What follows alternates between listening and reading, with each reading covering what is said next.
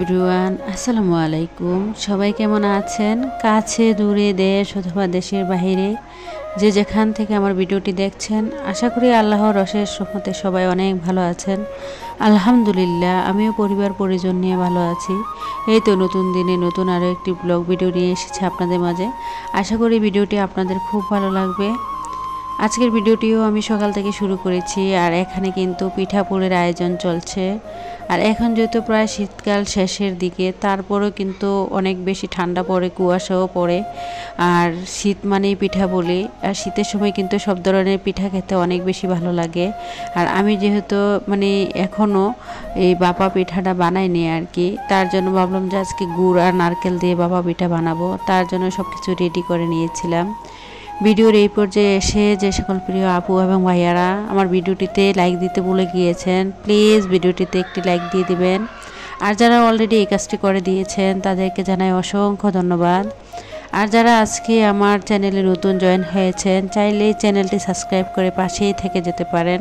পাশে থাকা বেল বাটনের অল অপশনটি প্রেস করে দেবেন, যাতে করে আমি কোনো নতুন ভিডিও ছাড়ার সাথে সাথে আপনার কাছে নোটিফিকেশন চলে যায়, আর আপনি আপনার সময় ও সুযোগ করে আপনার সময় মতো ভিডিওগুলো দেখে নিতে পারবেন।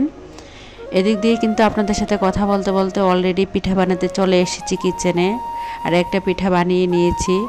অফ ক্যামেরাতে আমি চালের গুঁড়াগুলোকে চেলে নিয়েছিলাম। এগুলা মূলত এই যে বড় ছিদ্রযুক্ত আর কি কোনো কিছু সাহায্যে বা কোনো চালনির সাহায্যে চালগুলোকে চেলে নিতে হয় বাবা পিঠার যেই ডোটা, তারপরে আর কি পিঠা বানাতে হয়। আর আমার সব আপুরাই কম বেশি সবাই বানাতে পারে, আর ডিটেলসে দেখানোর মতো কিছুই নেই।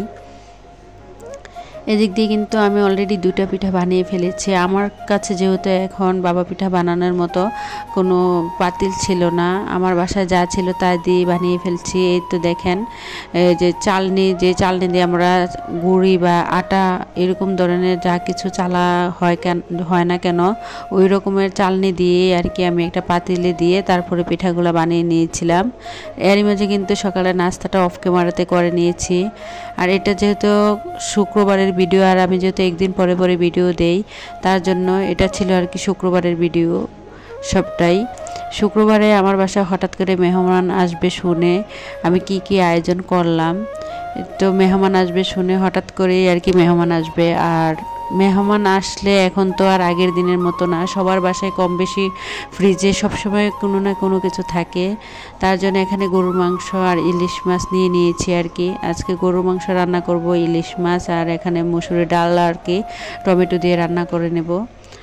তো এখন কিন্তু আমি ডালটা রান্না করে নিয়েছি, আর এখন ইলিশ মাছ রান্না করব। আর একদিক দিয়ে আর কি গরুর মাংসতে আলু দেব, তার জন্য আলুগুলো কেটে ধুয়ে তারপরে এখানে আর কি আলুগুলো ভেজে নিচ্ছি।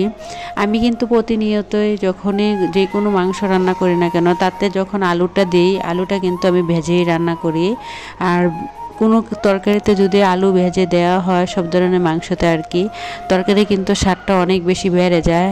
আর যারা এভাবে খান না, কাঁচা দিয়ে খান, তারা হয়তো এভাবে দিয়ে খেয়ে দেখতে পারেন অবশ্যই, তারপরে বুঝতে পারবেন আসলে কাঁচা আলুটা দেওয়াতে তরকারির স্বাদটা বেশি বাড়ে নাকি আলুটা ভেজে দিলে তরকারির স্বাদ বেড়ে যায়। আর এদিকে আর কি ইলিশ মাছটা বোনা করে নিচ্ছিলাম। এখানে পেঁয়াজ আর টমেটো দিয়ে সব ধরনের মশলা কষিয়ে নিয়েছি। আর হঠাৎ করে মেহমান বলতে আমার ছোট বোন আর আমার ভাইয়ের বউ আসছে আর কি। আর ওরা যখন আসছে তার আপনাদের মাঝে শেয়ার করিনি, কারণ ওরা ক্যামেরার সামনে আসতে চায় না, আর আমিও ক্যামেরা অন করতে ভুলে গিয়েছিলাম। যাই হোক, ওরা কিন্তু অলরেডি এখন আমার বাসায় আসছে। সকালে পিঠা বানিয়েছিলাম, পিঠাও খেয়েছে। আর এদিক দিয়ে আর কি দুপুরে রান্নার জন্য আমি প্রস্তুতি নিয়েছি। এখানে রান্নাও প্রায় অর্ধেক হয়ে গিয়েছে। ডাল রান্না করে নিয়েছি আর ইলিশ মাছ বোনা করে নিয়েছি। আর এখানে আর কি গরুর মাংসটা রান্না করব। আর গরুর মাংসটা যেহেতু আমি প্রেসার কুকারে রান্না করব, তার জন্য আর কি এখানে সব ধরনের মশলা দিয়ে কষিয়ে নিচ্ছিলাম। আর সবগুলো রান্নাই কিন্তু আমি ইলেকট্রিক চুলায় রান্না করছি। আর এক চুলা যেহেতু রান্না করতে কিন্তু অনেকক্ষণ সময় লেগে যায়, যারা ইলেকট্রিক চুলায় রান্না করেন তারা হয়তো বুঝতে পারবেন। আর আজকে কি হয়েছে মজার কাণ্ড, আজকে আমার গ্যাসটা শেষ হয়ে গিয়েছে। গ্যাস যেহেতু শেষ হয়ে গিয়েছে সমস্যা নেই, যেহেতু কারেন্ট সবসময় থাকে, তার জন্য আমি বেশিরভাগ সময় কিন্তু বৈদ্যুতিক চুলায় বা ইলেকট্রিক চুলাটাই বেশি ব্যবহার করি আর কি গ্যাসের চেয়েও। এভাবে করে রান্না করলে হয় কি আমার কিন্তু গ্যাসটা অনেকটা বেঁচে যায়। একটা গ্যাস কিন্তু 3 থেকে 4-5 মাসও আমার চলে যায়। আমি দেখেছি যে আসলে গ্যাসে রান্নার চেয়ে আবার ইলেকট্রিক চুলায় রান্না করলে আমার অনেক টাকা আয় হয়। আর আমি যেহেতু মধ্যবিত্ত ফ্যামিলির বউ, একটু হিসেব করে চলাই আসলে আমাদের সবারই দরকার। আর হিসেব করে চলাকে কৃপণতা বলে না, হিসেব করে চললে একটা না একটা কিছু ভবিষ্যতের জন্য অবশ্যই করা যায়। আর যারা হিসেব করে চলাকে কৃপণতা বলে, আমি মনে করি কি ওই মানুষগুলোর মতো বোকা এই পৃথিবীতে কেউ নেই। হিসেব করে চললে, টাকা পয়সা রাখলে বিপদের দিনে কিন্তু এই টাকাটাই আপনার অনেক বেশি কাজে লাগবে। আর দেখা গিয়েছে হিসেব ছাড়া বেহিসাবিভাবে চলার পরে মাস শেষে যখন টাকা শর্ট পড়ে যাবে তখন কিন্তু অন্যের কাছে হাত পাততে হয়। তার জন্য একটি হিসেব করে চলাটা আমাদের জন্য শ্রেয়। আছে বলে অডালা খরচ করা বা অতিরিক্ত কোনো কিছুই আসলে ভালো না। এদিক দিয়ে যাই হোক, আপনাদের সাথে কথা বলতে বলতে কিন্তু রান্না বান্না গোসল সব কিছু আমি কমপ্লিট করে নিয়েছি। আর এখনই কিন্তু টেবিলে আমি সবগুলো খাবার দিয়ে দিয়েছিলাম আর কি। এদিক দিয়ে আমার ছোটো বোন সবাইকে ভাত বেড়ে দিচ্ছিল, আর আমি কিন্তু সব তরকারিগুলো রেডি করে নিয়েছি টেবিলেই। আজকের আইটেমে ছিল যে মাটির নিচের যে আলু হয় না, এই যে এটাকে মেটে আলু আমরা বলি, পেস্তা আলু, অনেক জায়গায় দেখি মেটে আলু বলে। এই মেটে আলু দিয়ে দেশি মাছ দিয়ে রান্না করেও নিয়েছিলাম অফ ক্যামেরাতে, সেগুলো আর আপনাদের সাথে শেয়ার করা হয়নি। তারপরে আগের দিনের বাসায় যেহেতু অনেক তরকারি ছিল, এগুলো ছিল।